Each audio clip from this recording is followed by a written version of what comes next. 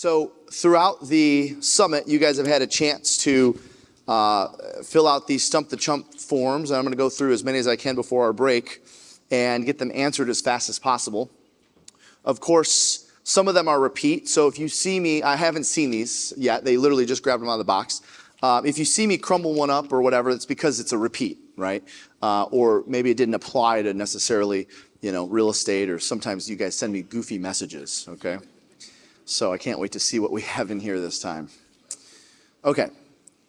Jeff, I need to think about it, and I need more time than you stepping outside for a few minutes while you return calls. So as I teach in the listing appointment, when they say they need to think about it, my classic is, well, okay, I understand that. And if you don't already know the answer to this, you should write this down. When a seller or buyer, in my case, because I work with a lot of sellers, when a seller tells me they need to think about it, what it usually means is that they would just like some privacy. So I'm attaching a new meaning to them saying they need to think about it. When a seller tells me they need to think about it, what it usually means, this is what I'm saying to the seller, what it usually means is that you would like to talk in private. And I can totally respect that and appreciate that. And why don't we do this? I'll step outside, and I'll return calls or do whatever. So then when they say to me, well, no, we're going to need a little bit more time than that, my next go-to is, well, I completely appreciate that if you need some more time. And since we're all here, before I give you that time, is there anything that's kind of fresh on your mind right now that you'd like me to answer for you? So since we're all here right now, is there anything fresh on your mind that you'd like me to answer for you? And I'll tell you about 50% of the time, they respond with, oh, honestly, Jeff, we're not a fan of your price. Or, well, honestly, we're not a fan of your commission. Or, honestly, da-da-da-da-da. So sometimes it's just, no. We don't make, or we have other agents coming out. They might give you another objection. So when the stepping outside is ineffective, I'll say, well, since we're all here and it's fresh on your mind, let's talk out loud. What is it that is stopping you from wanting to move forward with me? And then usually they'll give you another objection to handle. Okay? Next.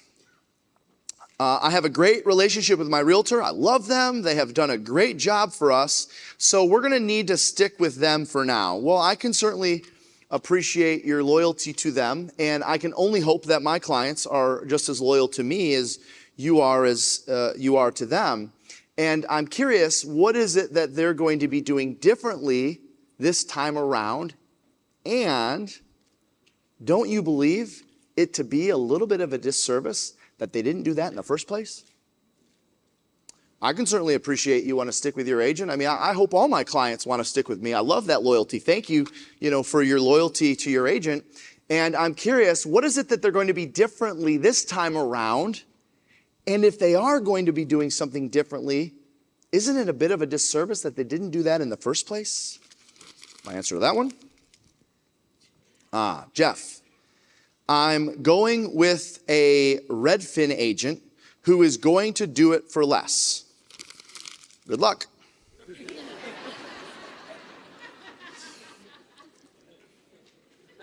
So if they tell me an agent is going to do it for less, I would say, by the way, we may have a few Redfin agents in the audience, so I would have done that for any company, by the way. If they tell me that, I'm going to say, well, that's great. And, there's a lot of good agents out there that are offering their services at a bit of a discount. And I think that's awesome. I don't blame you for considering that. And I'm curious, was this an offer that they made to you right there on the spot? Or is this something that you negotiated? And usually they're all real proud. Oh, no, we negotiated. All right, yeah. And how long did that negotiation take? Well, what do you mean? Well, like from the time you asked for a discount to the time they gave it to you, how long did that take? Well, I mean, we told them that if they lowered their commission, we would go with them. So it was like right away. Interesting. So they reduced their fee for you right away. Is that right? Yeah, that's right. So if they were that quick to reduce their fee to earn your business, how fast will they be at discounting your sales price when it comes to negotiations of selling your home?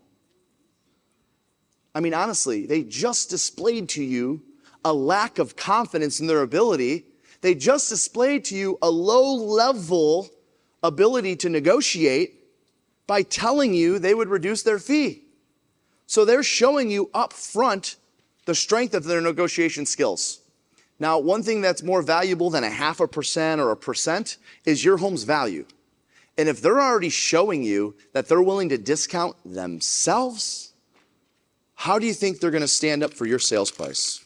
There you go. I want to sell, but I don't want to give up my low interest rate. All right, well, there's not a handler for this other than why are they selling in the first place? Okay, so I would go into their motivation of why they're moving in the first place. Remember, nobody moves for money. They're just using this as an excuse. I don't want to sell because I don't want to give up my low interest rate. And then I usually follow it up with, and for those of you that are on tour, you remember this one. So let me ask you a question. If we were to get the buyer or the seller of the home you go purchase to reduce, to pay down your interest rate, would you be open to buying then if you could get a lower rate? Well, how much would they be able to pay it down? Well, it depends on the house that you pick. And if you don't mind me asking, why were you considering moving in the first place? So I'm just using a little something to get them to open up, which would be, well, let me ask you a question. If the seller of the home you go to buy would be willing to pay down your rate, would you then be open to considering buying if the rate was lower? And, they might say, well, how much lower? Well, I don't know because we haven't found that seller yet. And I'm curious, why are you moving in the first place? I want to essentially get them off this and start talking about why they're moving in the first place. Because people don't move for financial reasons unless it's like an estate sale or a probate or something where they have to sell. That's always like a byproduct. That's always like a bonus. So, the money they get from their house is extra, but they really are moving for a lifestyle. So I don't want to focus on the interest rate. I want to focus on why they're actually moving in the first place. I don't want to sell my house because there are no houses to buy. Well, first and foremost, the good news is no one that's worked with me is homeless. So the good news is everyone's been able to buy a house, and I understand inventories are low. And I'm curious, how long have you been looking for a home? Well, because where I'm going to go with this one is I'm going to show them that there are homes out there for them to buy. And actually, when inventories are low, I'm going to take them out and start showing them houses even if I don't have their listing. Now, I would normally not recommend this in a normal market or in a buyer's market because you're going to waste a lot of time because we don't know if their listing's going to sell. But if they have a listing that's in an area where we know the values are hot or we know it's going to sell, then I'm going to risk my time to get out there and get them excited about finding something that fits their needs. In a soft market, I would not recommend it. In this market, normal to slightly hot market, I would get them out, build rapport, show them houses, get them excited. You know how this goes. All of a sudden, they find something, they fall. We got to get it on the market right away. We got to get the price dropped right away. We got to get this thing moved right away. Okay? I have your flyer and your card, and I will call you. Well, I certainly appreciate that. And if it's all right with you, I'd like to demonstrate my ability to follow up with you, just like I follow up with buyers for your home. So if it's all right with you, what's the best number to reach you on? I would like to demonstrate my ability to follow up with buyers who are interested in your home by showing you how I follow up. Because you want an agent who's proactive in following up, right? Yep, we sure do. Okay, good. What's the best number to reach you on? Okay. If I find my own buyer, can we negotiate a lower commission? Whatever you want. If I find my own buyer, can I negotiate a lower commission? Well, certainly at the end of the day, I'm not short-sighted and I want to help get the transaction done. And if that ends up being the case, that might be something that I'm open to. And if it's all right with you, what I have found is that the buyers that we're able to generate because of our marketing and potentially getting your home in a multiple offer situation are almost always going to end up paying more than family or friends. And again, I'm not going to stand in the way of a transaction. So when an offer comes in, if it's from a family member or a friend and it makes sense for you, you want to sell it to them, then that's absolutely something that I might be willing to work with you on.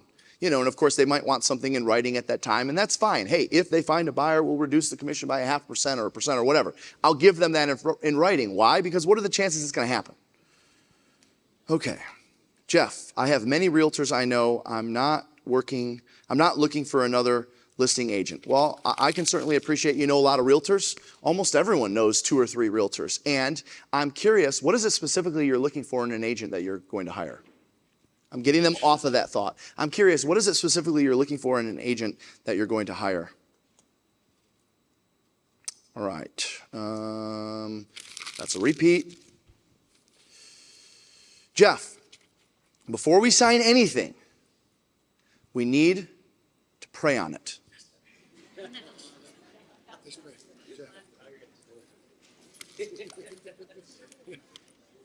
I can appreciate that.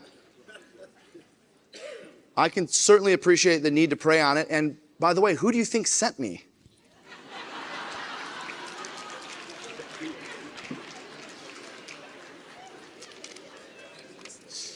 Next, I'm already working with an agent. Almost everyone is working with an agent by the time I talk to them, so that's no surprise. I'm guessing you have a contract with that agent? Well, no, we don't have a contract. Okay, fair game. Well, almost everyone's working with an agent by the time I talk to them. I'm guessing you already have a contract with that agent? Well, no, we don't have a contract. Oh gosh, okay. Well, what I found is most sellers or most buyers, depending on the side of the business, work with 2 or 3 agents and get opinions from 2 or 3 agents before they select the one to help them find their dream home or before they select the one to help them list their property. So I can understand you're already working with an agent. Almost everyone is by the time I talk to them. And I'm assuming you already have a contract with them then? No, we don't have a contract. Oh, fair game. Oh gosh, okay. Well, most buyers that I talk to work with 2 or 3 agents before they finally select the one that's going to find them their dream home. Most sellers that I work with interview 2 or 3 agents, so I'm going to be in your area later this afternoon. Why don't I stop by and take a look and we can chat? Okay. I'm not ready to make a decision. I'm interviewing several agents and we'll let you know when I make a decision. Perfect. Well, if you're interviewing agents, when are those interviews taking place? This is one of my favorites for this one. You're interviewing agents? When are those interviews taking place? And it's like they almost don't even know where this is going. All right, well, we've got one tomorrow at 2 o'clock. We've got one on Wednesday at 3, and our final interview is on Friday at 2. Perfect. It just so happens I'm going to be in your neighborhood this Friday afternoon around 3:30. Since you're already wrapping up your interviews, would it be all right before you make your final decision if I stop by and take a look at your property? I'll give you my 2 cents and you can compare it to the 2 cents of everyone else that you met with. And at that point, you'll have all of your interviews complete. I'm going to be in your area anyway, so it's no skin off my back. It's not a waste of my time. Oh, Jeff, we're not signing anything. No, I don't expect you to sign anything. Yes, you will be. No, I don't expect you to sign anything. I know you've got to go through these interviews, and I'll stop by, because I want to be the last interview. I'll stop by on Friday at 3 o'clock, and it's okay if you don't sign anything. I just want to share with you what we're doing to help more homeowners like you. Does that sound fair? Okay, fine. Come on by. Okay. All right. And that's a repeat. Okay. Wow. There you have it.